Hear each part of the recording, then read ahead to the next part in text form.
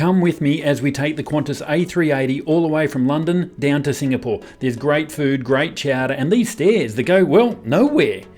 But the bed is fantastic, it's nice and wide, and the food is to die for. But check-in? Oh my goodness, is this how they expect first class to check in? But first, why am I up in the old Blighty? Why am I in London? I'm in London here, just had a few meetings, and this afternoon, this evening, I'm flying back to Australia. I'm not a professional flight reviewer. I travel the world helping clients get their head right, and I love planes, so I do these flight reviews as I'm going along. So please, come along and join me. It's going to be a lot of fun. Qantas doesn't offer a pickup service for first class passengers in London, so today it was just a matter of getting on the train and heading out to the airport. The train from downtown London to Terminal 2 and 3 at Heathrow is actually quite simple. Get on at Tottenham Garden and sit in a nice air-conditioned train. Very easy. It took me a while to spot it, but I needed Zone C. Qantas First Class check-in in London has been inspired by Jetstar overnight check-in in Denpasar. This is atrocious for a first class ticket. It's check your own bag, it's check your own luggage. You're out in the masses. For a first class ticket, this is awful. Once through security, it was the usual duty free. In all the years I've travelled the world, I don't think I've ever bought anything from duty free. Finding the lounge wasn't easy. The sign said lounges B to H over this way, but I didn't know which lounge Qantas was in. If Qantas had a first class check-in counter, they could at least say, this is the lounge you need to go to. The views from the restaurant in the Qantas lounge are great. Great views of the runway and the apron and aircraft being moved about. It'd be nice though if they cleaned the windows so you could see the planes taking off more clearly. The evening menu in the lounge was quite limited, a few wines, a few meals. I went for my staple favourite of salt and pepper squid, you can't go wrong with that. And because I didn't know how long before I'd be eating, some mashed potatoes with pork as well. Overall experience of the lounge in London was underwhelming. It's certainly not a first class lounge, and I see that the economics may not work for it. But if you're going to charge $16,000 for a return trip to the other side of the world, at least you can lift your game for the first class tickets. That may involve using other airlines to use their lounges. Eventually it was time to board. Qantas has their first class on the lower deck of the A380. Hello, how are you? I'm good, and you? Good, I'm very well, thank you. Thank you very much. So just straight down here to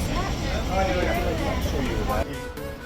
Approaching my first class suite, my first impressions were, wow, there is a lot of room in this area. Certainly much bigger than the Emirates A380.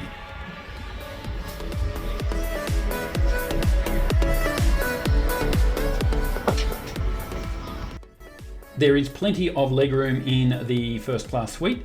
The brown padding you can see there is the seat that you can sit with your companion if you wish to have meals together. This is a great way, I think, from getting people to upgrade from business to first.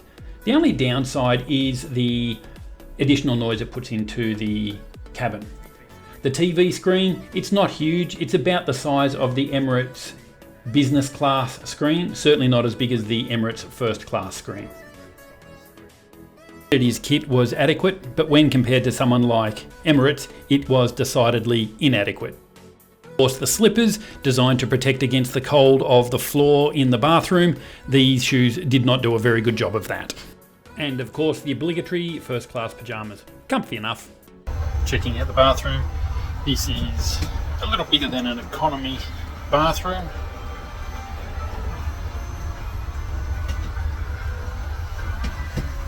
Amenities. Unfortunately, this drawer kept falling open every time you tried to close it. Certainly not a first class experience. Flying first class, you get a great set of pyjamas. These were comfy enough, but take a look at the mirror. The mirror is old and scratched. Not first class. In the suite, Qantas has their seats facing forward for takeoff, but for cruising you are able to swing around towards the windows. Gives a great feel of extra space and extra room, and I actually think it's a lot bigger than the Emirates First Class.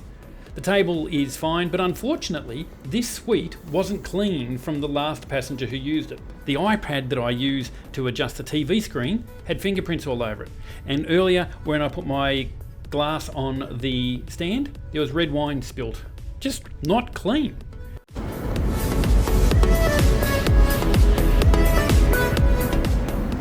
There's a good amount of storage, but not all of it was thought through. This is a great spot for putting books and magazines, etc.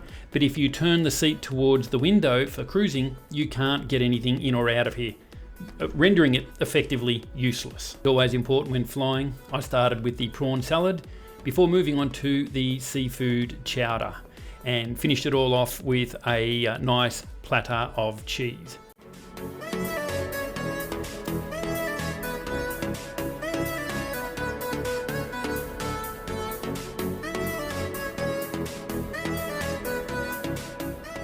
Like Emirates, Qantas has an in-flight bar for first class and business class. But I don't think they've designed it all that well. The problem is there is no central location around which to sit. There is no bar, there's poor lighting, and unless you were travelling with someone, there's no reason you would go. You can help yourself to some alcohol, but unfortunately the place wasn't cleaned. I came back a few times during the trip and there were scraps laying there a couple of hours after I'd previously visited. First class is all about the bed, and I must say Qantas did not disappoint. This is probably the most comfortable bed I've been in. That includes the Emirates A380. Plenty of leg room, and if you're like me, you like to sleep on your side, there's plenty of room to do that as well. I got about 5 hours of solid sleep, probably the best sleep I've had in the air ever. A great night's sleep. We're almost there, so I thought I'd start breakfast with a light croissant and some fruit. Then I thought I'd take it up a next level. We're about 2 hours to go to Singapore.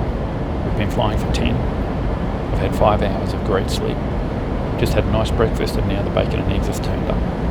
And the coffee's great. Mindset mastery. You get your head right, you get your life right. Cheers. And as far as eggs go, this is probably some of the best I've had anywhere in the sky or on the ground. After 14 hours of flying, we eventually made it through to land in a beautiful sunny Singapore. Welcome to Singapore, where the local time is 5:21 in the afternoon on the 24th of August. Well, that was Qantas A380 First Class from London to Singapore. A few teething problems to begin with. Dirty seat, wasn't cleaned properly. I had to ask someone to clean it for me, and they did. They did that, all good. At the end of the flight, the chief steward came up and said, sorry about that.